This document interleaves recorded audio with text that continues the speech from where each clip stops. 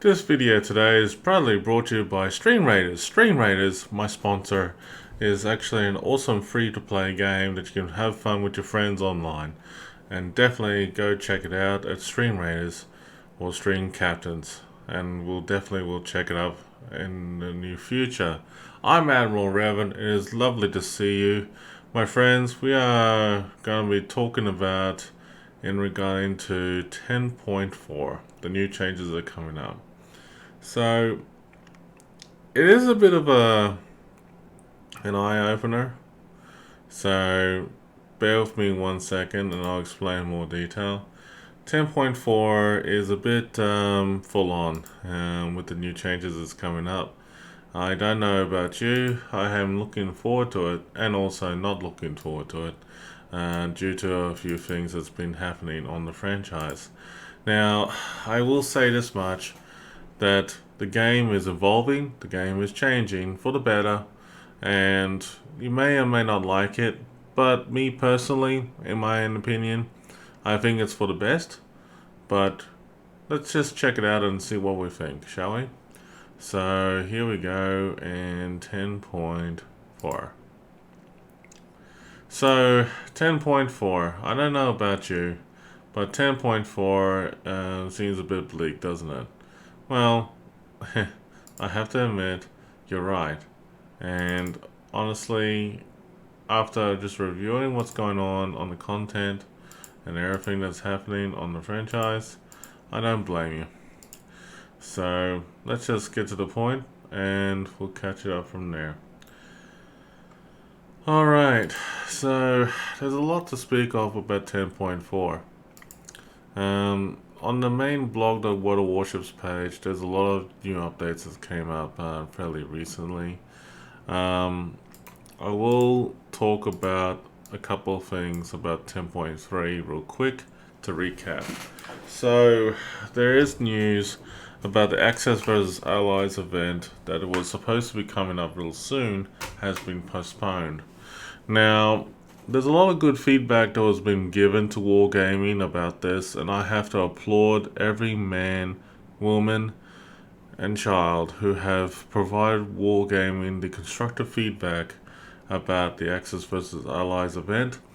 Me personally, I've heard the stories and said to myself that I was very interested about it at first, and then as it got closer and closer towards the actual development stages of the event and what was going on, I was skeptical.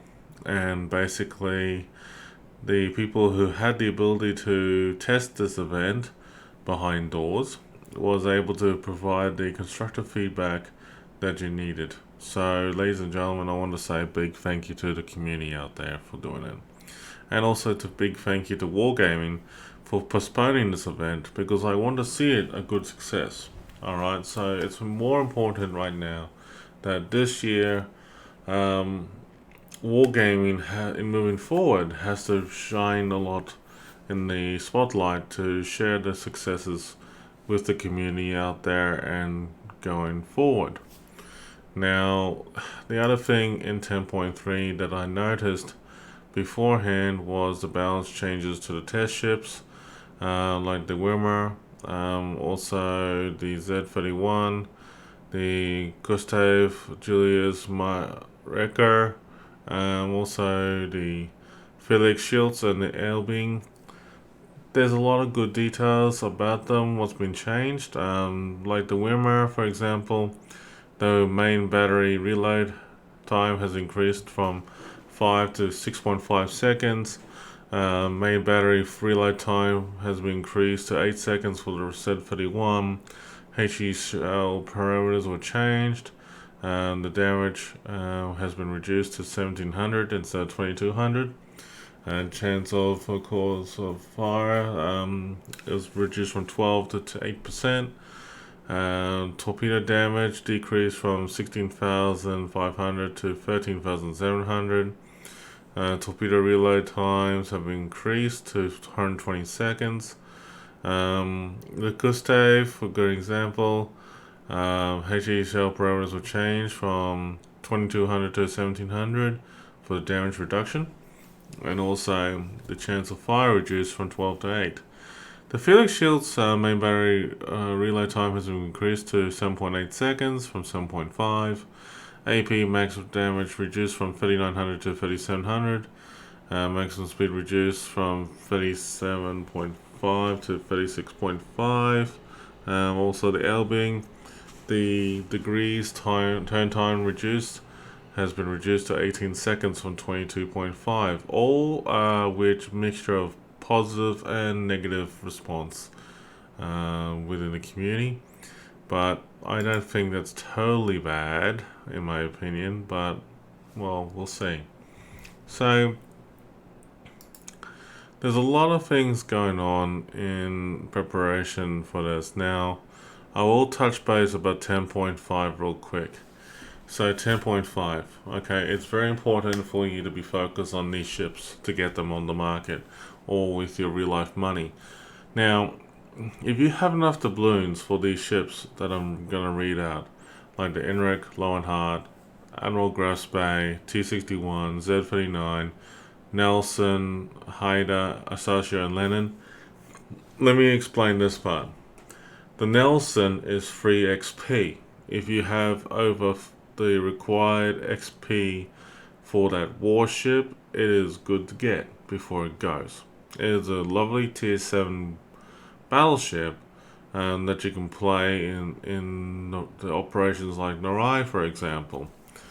Not many people play it in main battles like the random battles, but that's a bit of disappointment. What's disappointing though is that Wargaming is not really doing much about operations, but I will leave that for another time.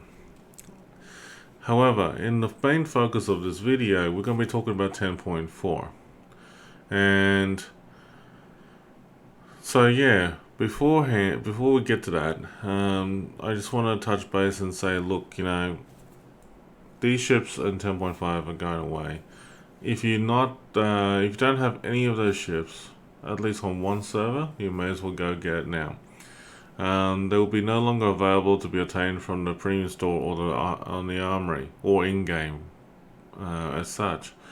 They will be unique warships. The Asasio, the Haida, and the Z-39 and T-61, I will tell you this, that I highly recommend them for destroyer gameplay. Now, I'm not a huge fan of destroyers, but I have done a lot of damage on my Asasio with the long 20k torps. Even though it was slow and getting there to the targets, but if it was full spread and shooting against tier 10 warships or tier 9s, you can decimate the enemy and confuse them as well, and it actually does it very effectively.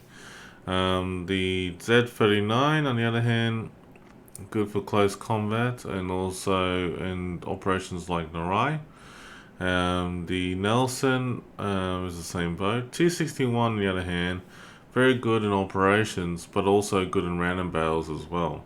There was at one point that there was ranked battles that happened for that, and it was pretty good. I had a lot of good positive responses about the T-61. The other thing I can say to you about in getting is the Bay. Now, if you love German cruisers and you're a fan of them, or you love playing cruisers in general, that is a ship to get. It has torpedoes at the aft of the warship. It has actually pretty decent gameplay overall. Now, I will admit, when I first played those warships, I thought I was going to be facing a bit of a rough time with it. So I will demonstrate what these ships look like in battle. So bear with me 1 second. I'll be loading up an account that has them. Just bear with me 1 moment. But yes, the Bay, in my opinion, is worth getting. I personally thought, like it was a joke at one point, but after getting it, I never regretted it. So, definitely worthwhile getting.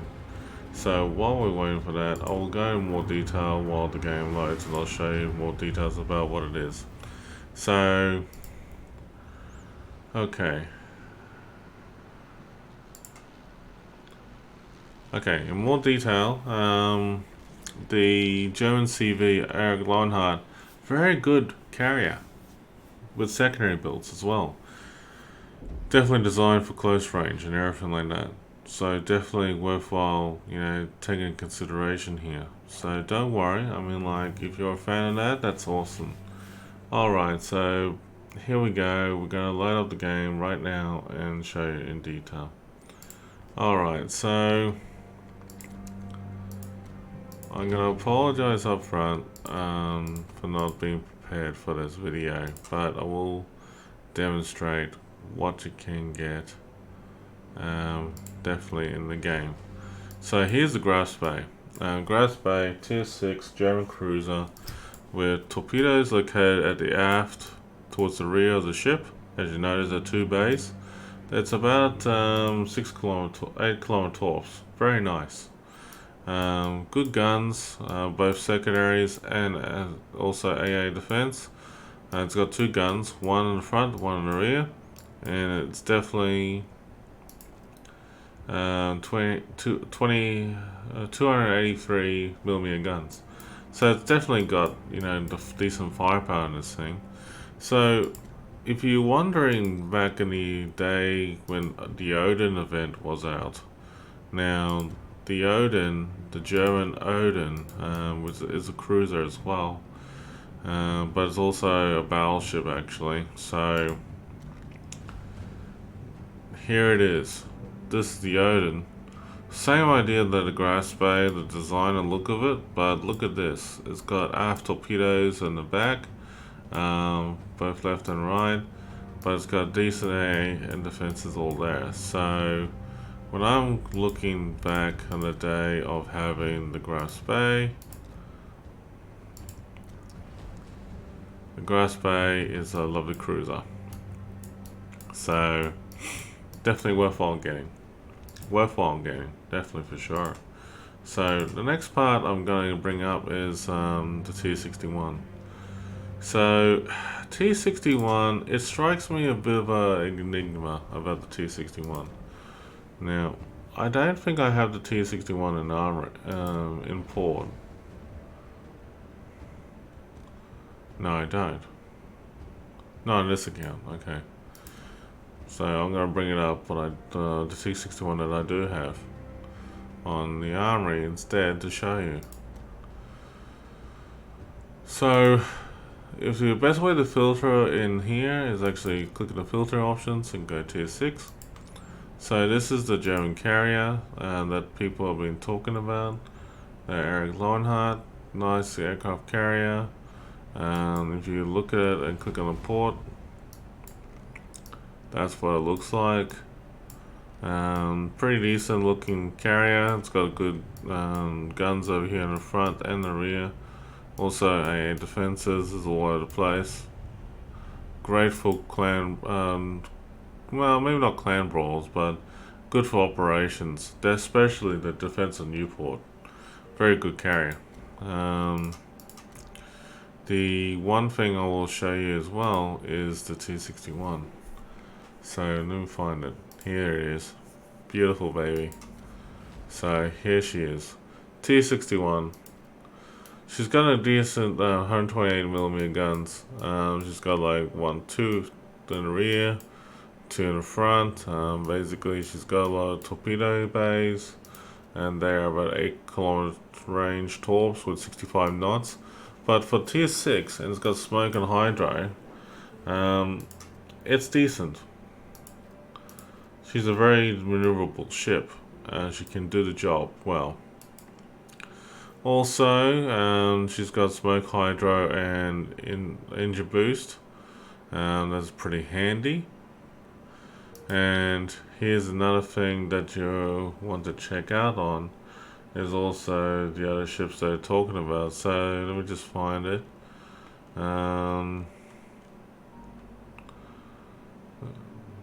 There's a few that I probably have already.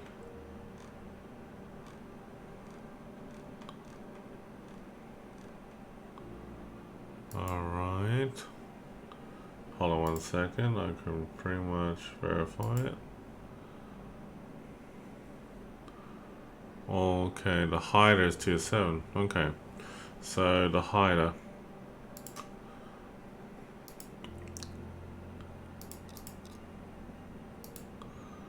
Now, let me just find it for you. Here's the hider. She's a lovely ship. Torpedo range 8 kilometers, 62 knots. It's definitely a Commonwealth ship. Very nice. Good history with this one. The hider has actually got some decent guns as well. 120mm guns. 2 in the front, 1 in the rear. But she definitely only has 1 torpedo bay. But the thing is about this ship, she definitely does move quite quickly. She does have like smoke, repairs, engine boost, and hydro as well. So definitely a worthy warship to play with. Now there are other ships that are going on as well. I will go into depth with you about them. So at tier 8, this is where a lot of good ships are going to come and go, of course. So basically you got the Lenin and also the Asasio. So the Lenin is nice. It's got good heals, fire protection, and repairs, consumables. But with that being said, I will show the ship a little bit. Notice that how the ship is structured. It looks like similar to the Izumo at tier 9 on the Japanese battleship line. Well, I kid you not, it is similar. And basically, the guns on this thing, they do pack a punch. The artillery batteries is 4 and 6mm guns. They're very decent against tier 8 battleships, cruisers, carriers, destroyers, and you know, the whole works. Not only that, it does pack a punch on tier 9s and 10s as well. But I mean, nice to have good coffee, isn't it? So, Fuego. This is Son MG's lovely mug, by the way. Kudos and thank you to Son MG for his community, and everything is for his support as well too. Now, the AA defenses on this ship is pretty decent. The maneuverability, not so much, but it does the job at 28.5 knots. It's a decent maneuverable ship, but notice that it doesn't have any defenses in the back as much on the ship. There's a lot of AA defense and secondaries, but to be honest with you, it feels like you're playing a French battleship like the Jean Bart, or the Dunkirk, or the Strasbourg, all focus on frontal attack, and they're very rarely have a defense in the back of the ship. Now, all well and good, but just saying.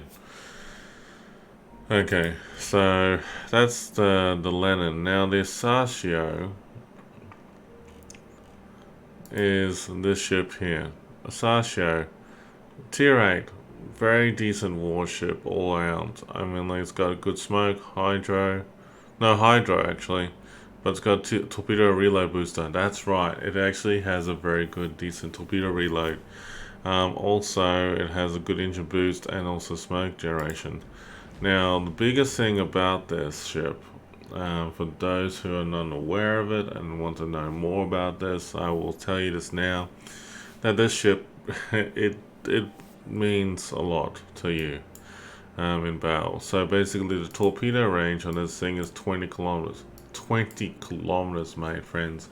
It is a long range of torpedoes. Me personally, when I saw 20 kilometers on the mentioning of the whole story, I was a bit blown away myself. So 20 clicks is definitely a good range on this warship. Now the big thing about the artillery is 127mm guns. It only has 1 in front and 2 in the rear, but the thing is about the torpedoes, it does everything along range. They do take a while to reload, but with the torpedo reloader, if you use the consumable at the right moment, you can actually shoot at battleships with your deep water torpedoes. Remember what I just said, the word deep water. Now, deep water torpedoes is only designed for hitting battleships and carriers. It's not designed for cruisers or destroyers, unfortunately. So just remember, a deep water torpedo warship is only designed for battleships or carriers only. So you have to think smart. If you're a teammate and you live with two associates, you can create a lot of havoc. But understand this with a bit of a back burner, that sometimes that you can't do it all the time. Okay, so let me just see what else has been mentioned here. Okay, so Nelson. Okay, well, alright. I will show you the Nelson. Okay, so Nelson. Okay, it's a British battleship, but it's not obtainable through the armory. Okay, so it's actually only obtainable through the tech tree. So the Nelson, here it is at about 375,000 XP. Now, honestly, tier 7, good warship. Now, it is like the Lenin, funnily enough. So, you have a funny... it's funny when I see warships like this in terms of the design for the front. Guns only, like two or three guns in the front only, or even just one. But it's just weird. I'm not used to that. But the thing is that the Nelson, the Lenin, if you angle it right correctly, it can pack a punch. But remember this, that battleships like these can be quite weak as well too. 406mm guns, by the way, pretty decent. For 18.2 kilometer range. So honestly, if you were going to ask me if I had over 400,000 XP, Revan, what would I do? I would advise you to get the Nelson. I would get it as soon as you got enough XP for it. Get it. Just remember that the only way to get free XP though is that real life money comes into play by getting the doubloons, and then you convert it to free XP. And as you notice that this is a good example what it will be worth. So really up to you folks. I mean, like, how you want to do it. I mean, how you want to proceed with it. But you know, like, honestly, it's really all on you. It really is. So, okay, that's just a nutshell. Okay, so that's what it is, the Nelson. Now, the Z39, I did remember not showing it, but I will show you what the Z39 looks like. It's tier 7.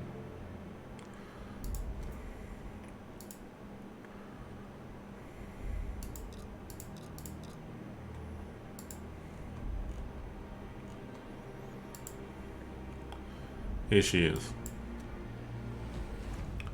Z39. One gun in the front, two guns in the rear. It's an interesting design. But yeah, main batteries on this is only 150mm guns. 11.8 range, nearly 12 clicks. But the torpedo range on this thing, 8.5 for 65 knots. For a tier 7, it's pretty decent. And I have to admit, I do like it a bit. It's got smoke, hydro, and engine boost, and also good repairs. Decent warship to play with. Alright, so she's definitely nice to play with on the battlefield. And that's, you know, just me saying to you, you should get it. Definitely, now's the time to go get it. Alright, now's the time to go get it. If you want a link to this blog, don't worry, I will post it on video. It'll be listed down below for you to check it out at your own time and leisure what to get. Alright, so finally 10.4. Alright, so Battle of Beasts collection, German destroyers and interface update.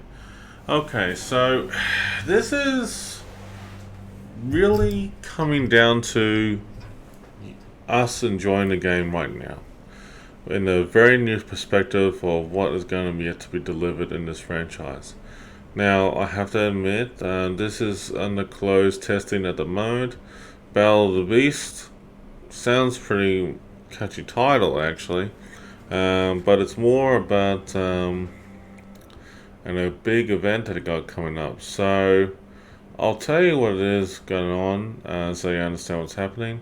So, Battle of Beasts is a new temporary event based on Germanic mythology. Germanic mythology, okay. So, this looks like the wallpaper that's going to be used for it. I think that's cool. Different, but alright.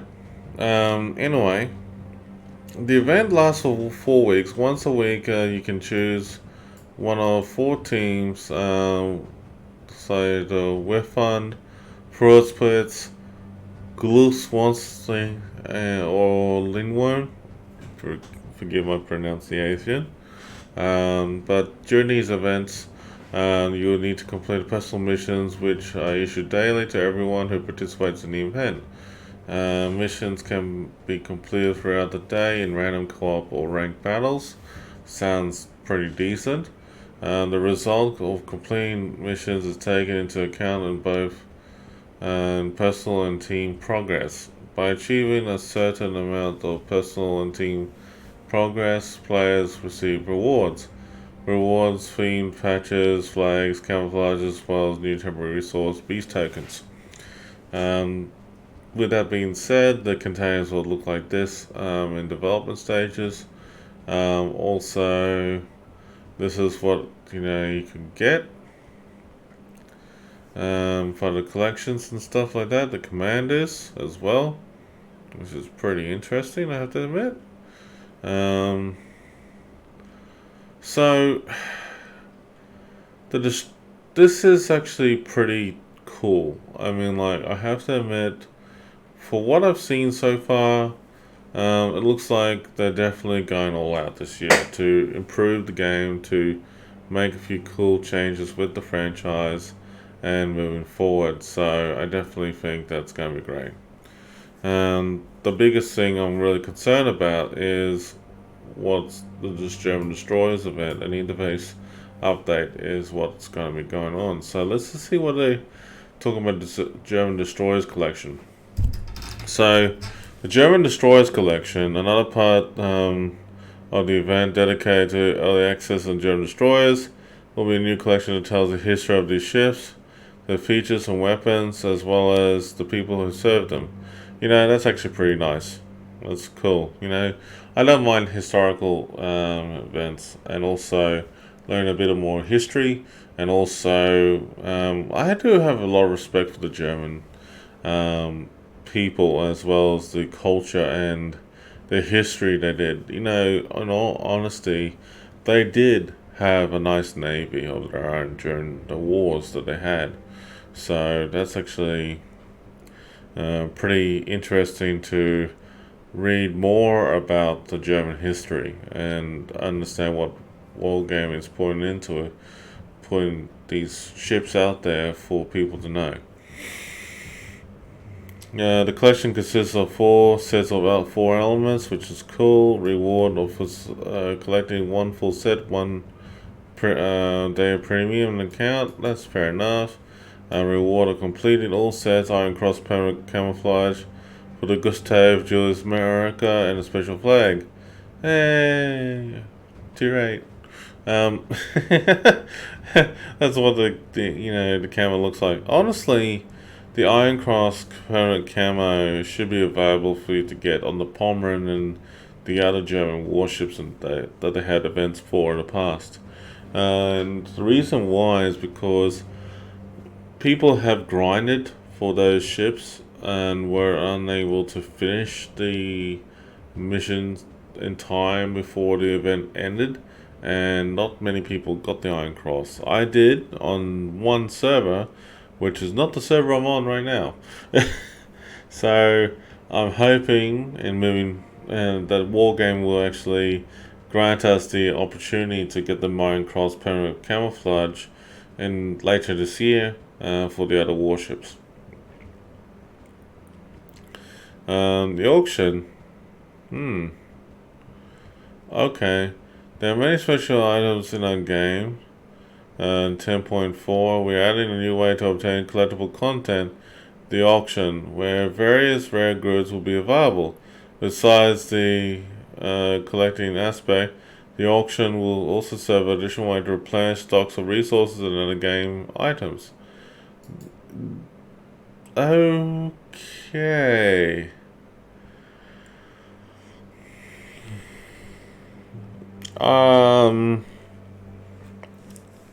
Auction. Why have I heard of this before? It sounds familiar. The auction sounds familiar, like auction house, like World of Warcraft, Star Wars: The Old Republic, Diablo, all those other games like that. That have a similar thing.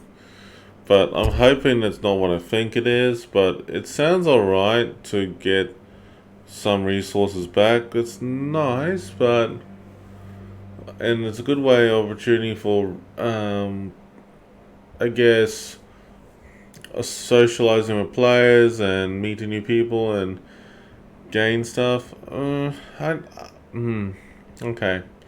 So I'm gonna reserve that judgment for this one. Each auction only lasts a limited time. That makes sense.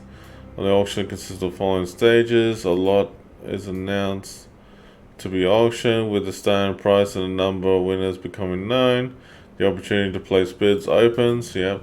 Summing up of the results of their auction, bids are no longer accepted.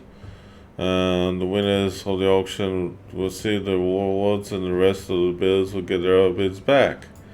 And you can change the size of the bid anytime with the lot is active. Okay. The player only knows that the starting price and their personal bid and the total number of possible winners. Okay. The player only knows,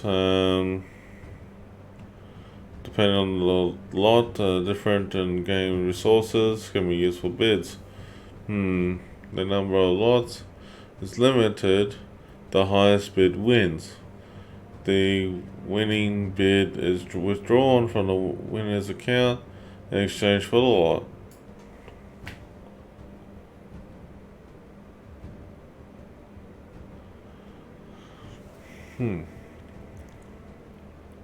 I like the example they gave though. For example, if the auction was a commemorative flag with a total of 500 copies, at the end of the auction, each of the 500 players who bid the highest would receive one copy of the flag. Huh.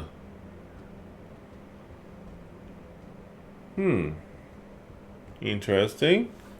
I'm not 100% sure where they're going with this, but I think it's Wargaming's way of saying that, like, we've got a good, community as it is. We're trying to get more people rewarded for whatever they get, whatever they want to get. So, I like their approach. I do. I do have reservations of their approach as well. 10.4 interface of achievement section import will be updated, and okay, that looks like a pretty much a new change. That's alright. Where's the achievements in this one?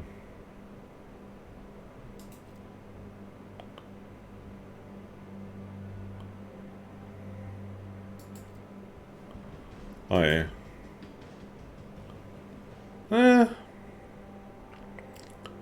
It's not too bad. I like this one as it is, but it looks like they're going to update, the layout and everything with it. So I suppose it makes sense. We'll see. We'll see. Clan battles will be operating from the May 26th to July 12th, the 13th season of Clan Battles will take place in a 7 vs 7 format at Tier 9. Sorry, in Tier 10. Wow, okay. On Tier 10 ships. One aircraft carrier will be allowed. No more than 2 battleships will be allowed. If the team has an aircraft carrier, the maximum of battleships is reduced to 1. So, technically, you can have 2 battleships if you don't want to have an aircraft carrier. Okay. More details on the season will be announced later. Ranked Battle Season 3 will begin on the 19th of May. Format 7 vs 7. Tiers 7 to... Oh yeah, Tier 6 to 10 is Bronze League. Tier 8 to 10 is Silver League. Tier 10 is Gold League. Ooh. That is going to be tough. So the Brawl starts on the 7th of June to the 14th, which is good as a Brawl. 12 versus 12 Brawl. Holy crap. That's... Okay, I'm speechless. A Brawl? That is like a clan battle and random battle on Tier 10 ships. Holy crap. Wow, okay, this is, this is gonna be fun, I think. Also, new content coming out. The Ice Serpent is gonna be available on the Fukushima, with clan code tokens. Okay. New permanent camouflages for Veteran of the Jutland, for the Tier 5, and Court in honor of Scar Jarek. And also the Koenig, the American Jutland, British Cruiser is going to have a Tier 8 Tiger 59, and also the Baltic Strip for the Tier 7 Wirma. Okay. That's, Okay.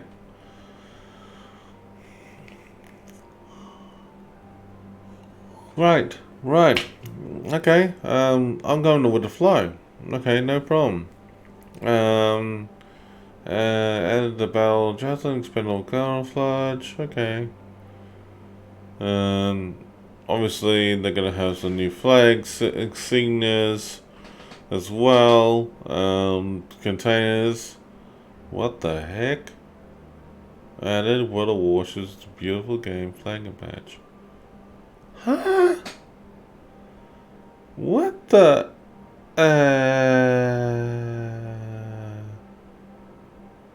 Okay.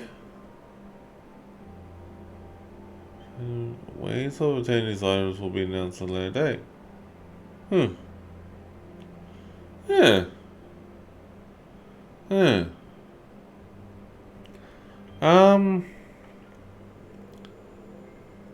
Okay. I don't know what to say about that. But anyway. 10.4 new ships coming out. Okay. A lot of people have been talking about it. Okay, and I know who's been talking about it to me. And my friends have been mentioning this, who are Dutchmen, and they're pretty proud of it. Wargaming has announced that they're actually releasing new ships called the Dutch Cruisers for the Dutch nation. So this is actually coming into play. Now, please don't ask me to pronounce them. Okay. I honestly have no idea how to pronounce this. But I see the Van Kingsbogen is like Tier 1. Gelderland is Tier 2. Java is number 3. 4 is the Rukter. Celebres. Kijdun. Edrak. Hallam. Johan de Wit and Guden Louis. You know what? I'm no Dutchman in terms of pronouncing this, but my friends in the Netherlands are going to get me if I mispronounce every single one of them. So, my friends who live over there, please forgive me. And I am only Australian, alright, but I seriously think that's awesome to see the Dutch warships come into play. Um, it looks nice. It definitely does. It definitely looks great. So, in a nutshell, these Dutch cruisers are going to be in the game. People have been seeing them already in some way or form. They're wondering about it, who and what they are. Honestly, when I first saw them, I wasn't 100% sure if they were Italian ships or New German ships. But now this is clear that they're Dutch. So it's going to be a matter of time that they're going to be a Greek nation fleet, also an Australian, New Zealand fleet as well. But honestly, it's going to be a matter of time. That's something that wargaming will do in representing for all those nations out there. I will say very openly about what wargaming is doing right now is pretty good and moving forward with the franchise. But I don't know where they're heading with it in terms of the upcoming patches and updates with the game franchise, where it's going to be good or not. But the thing is that I'm being reserved about this whole thing because I think there's a lot of potential behind it. So these Netherlands East Indies fleet, the history about it was interrupted by the German invasion in 1940.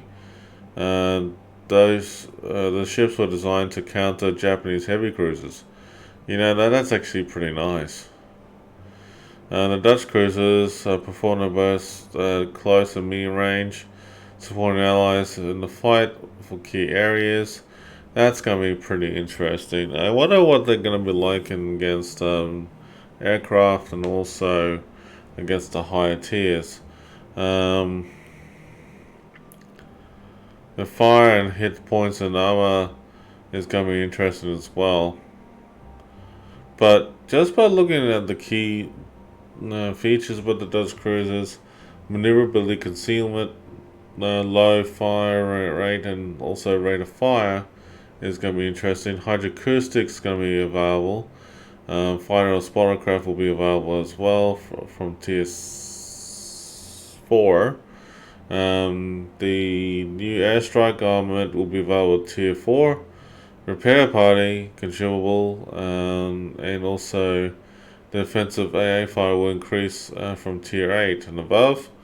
Strong armor at high tiers, I assume it's from Tier 8 to 10. Tier 8 to 10 ships are armed with the following caliber: Harlem with the 203mm guns. John DeWitt is at Tier 9, 240mm. Good Liu is a Tier 10 at 283mm.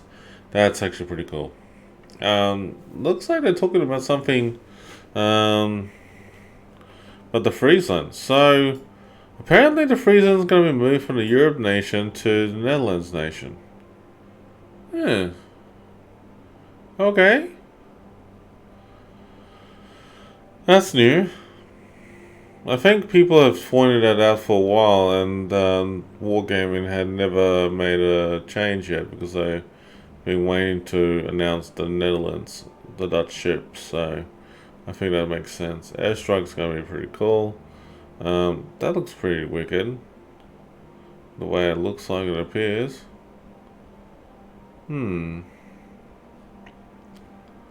you noticed that the parachute today? Well, that is real, folks. Parachuting when you're shooting down aircraft is real. I have to admit, when I first saw this in close battle, I was very damn impressed with that. So that's definitely a work in progress. The graphics in this game has improved dramatically, and for Wargaming to work on the graphics engine, it's doing a good job. So the Congress, American cruiser dated 1940, is the project of the predecessor of the Alaska class cruisers.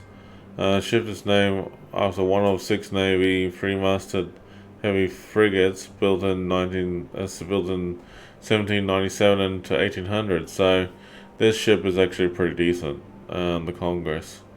Um, it's got radar, fighter, or spottercraft. Abilities was a hydroacoustic repair party and defensive AA. To be honest, they've got a lot of options here.